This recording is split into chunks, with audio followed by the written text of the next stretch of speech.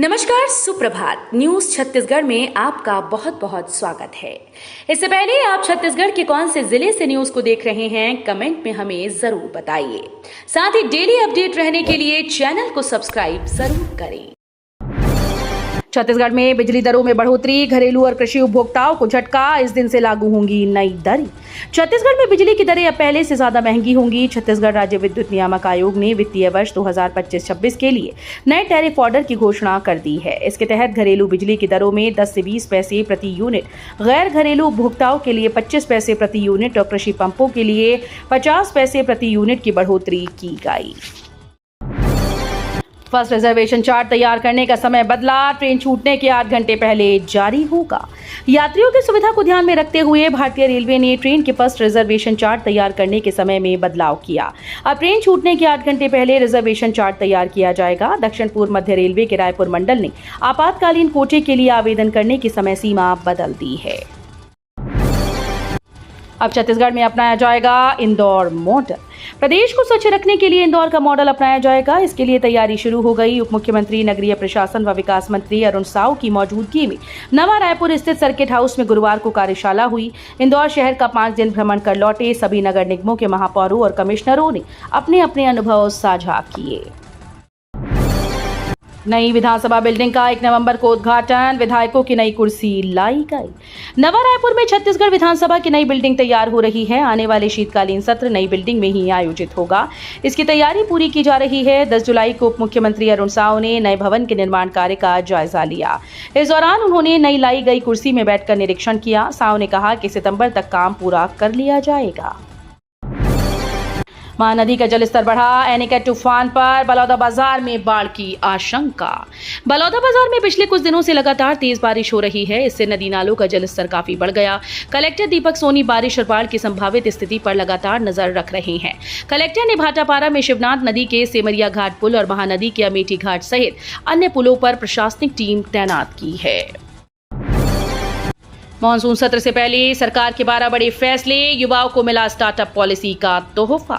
छत्तीसगढ़ के मंत्रालय महानदी भवन में आयोजित मुख्यमंत्री विष्णुदेव साय की अध्यक्षता वाली मंत्रिपरिषद की अहम कैबिनेट बैठक 11 जुलाई को संपन्न हुई।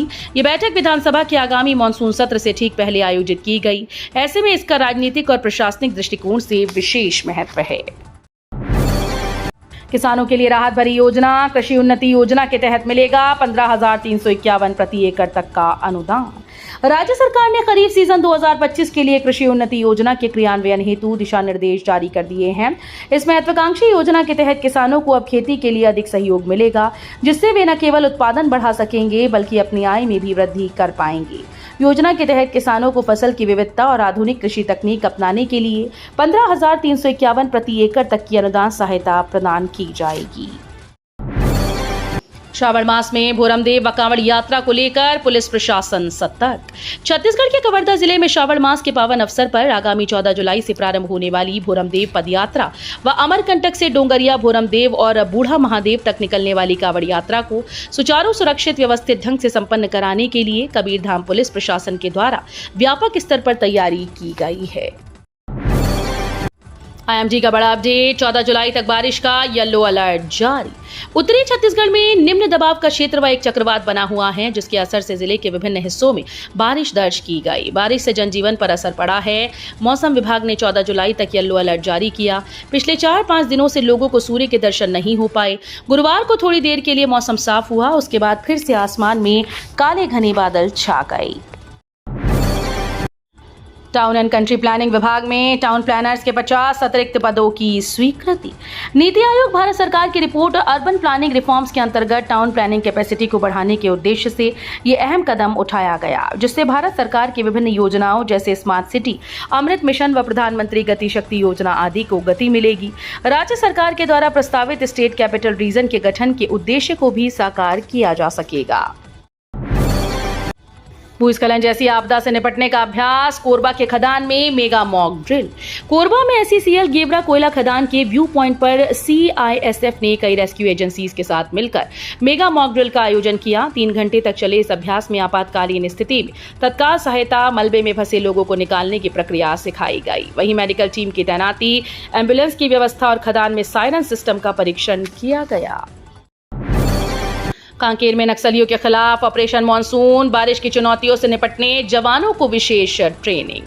कांकेर जिले में नक्सलियों के खिलाफ ऑपरेशन मानसून चलाया जाएगा। एसपी इंदिरा कल्याण एलेसीला ने इसकी घोषणा की। उन्होंने कहा कि बारिश की समस्याओं को दूर करने की पूरी तैयारी कर ली गई है। मानसून के दौरान नदियां उफान पर रहती हैं और जंगलों में कई चुनौतियां पैदा होती हैं। जवानों को इन सभी परिस्थितियों से निपटने के लिए प्रशिक्षित किया गया है। मानसून के बीच अभियान दुगनी गति से चलाया जाएगा। एआई और डेटा साइंस में एमटेक करने वाले स्टूडेंट्स को राज्य सरकार हर महीने देगी 50,000 रुपए। छत्तीसगढ़ सरकार अब आर्टिफिशियल इंटेलिजेंस और डेटा साइंस में एमटेक की पढ़ाई के लिए युवाओं को आर्थिक सहायता देगी।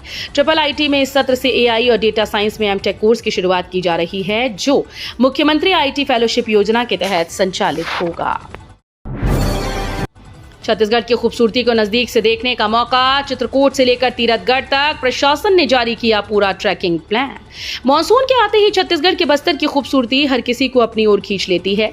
बारिश के मौसम में झरने पूरे शबाब पर होते हैं, जंगलों में हरियाली चारों तरफ छा जाती है और पहाड़ियां भी निखर उठती हैं। इस बार बस्तर जिला प्रशासन ने इस प्राकृतिक खूबसूरती को नजदीक से देखने के लिए मानसून ट्रैक योजना शुरू की है। आय जाति और निवास के 800 प्रकरण पेंडिंग, समय सीमा वाले 300 केस भी अटकी।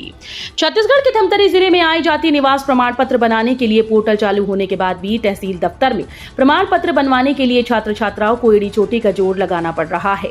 आवेदन करने के 2 माह बाद भी प्रकरणों का निराकरण नहीं हो रहा। तहसील दफ्तर में सैकड़ों प्रकरण लंबित हैं। समय सीमा के बाद वाले करीब 300 प्रकरणों का निराकरण नहीं हो सका। छत्तीसगढ़ सरकार ने 22 अधिकारियों को किया निलंबित। आईएएस आईएफएस से लेकर राज्य सेवा के अधिकारियों पर भी कार्रवाई। छत्तीसगढ़ में मुख्यमंत्री विष्णुदेव साय के नेतृत्व में सरकार भ्रष्टाचार पर जीरो टॉलरेंस की नीति को लेकर आगे बढ़ रही है। साथ ही भ्रष्टाचार के विरुद्ध लगातार सख्त कदम उठाए जा रहे हैं। पूर्व शासनकाल के दौरान हुए 3200 करोड़ रुपए के बहुचर्चित शराब घोटाले में साय सरकार ने अब तक की सबसे बड़ी कार्रवाई करते हुए 29 में से 22 आबकारी अधिकारियों को निलंबित कर दिया। कोरबा में बिजली कटौती से परेशान ग्रामीणों का चक्का जाम, 6 दिनों से सप्लाई ठप। छत्तीसगढ़ के कोरबा जिले में बिजली कटौती के विरोध में ग्रामीणों ने नेशनल हाईवे पर चक्का जाम कर दिया। कटघोरा थाना क्षेत्र के रजकम्मा, मदनपुर सहित आधा दर्जन गांव में पिछले 6 दिनों से बिजली आपूर्ति बाधित है। बिजली न होने से पेयजल आपूर्ति भी प्रभावित हुई। 621 पदों पर भर्ती के लिए प्लेसमेंट कैंप। छत्तीसगढ़ के धमतरी में बंपर पदों पर प्लेसमेंट कैंप का आयोजन किया जा रहा है। कैंप में 621 पदों पर भर्तियों के लिए इंटरव्यू लिया जाएगा।